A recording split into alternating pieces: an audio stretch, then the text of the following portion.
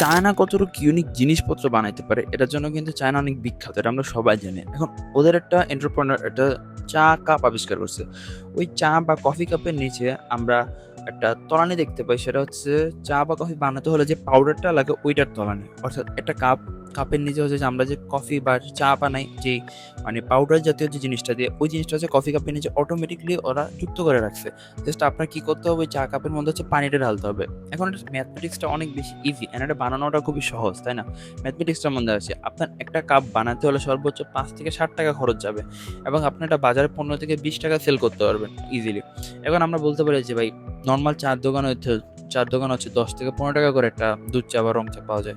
আর আমার ১০ থেকে ১৫ টাকা করে সেল করার পর ওই কাপগুলা কে কিনবে, তাই না? এগুলো আপনি ইভেন স্কুল, কলেজ, মার্কেটিং প্লেসে সেল করতে পারবেন। প্লাস হচ্ছে যে ভার্সিটির স্টুডেন্টসরা অনেক বেশি ট্যুরে যায় অ্যান্ড ট্যুরে গিয়ে হচ্ছে সবাই মোটামুটি চা খেতে অনেক বেশি পছন্দ করে। আপনি ওদের কাছে এগুলো সেল করতে পারবেন। ফার্স্ট অফ অল হচ্ছে এটা ইজি টু ক্যারি, দেন হচ্ছে এনভায়রনমেন্টাল ফ্রেন্ডলি অ্যান্ড সবচেয়ে ভালো বিষয় হচ্ছে যে খুব মানে জাস্ট গরম পানি করতে হবে অ্যান্ড ঢেলে দিবেন।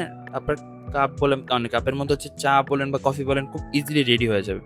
সো এটা অনেক প্রফিটেবল একটা বিজনেস হইতে পারে অ্যান্ড বাংলাদেশের মধ্যে আপাতত দৃষ্টিতে এটাকে করতেছে না। So best of luck.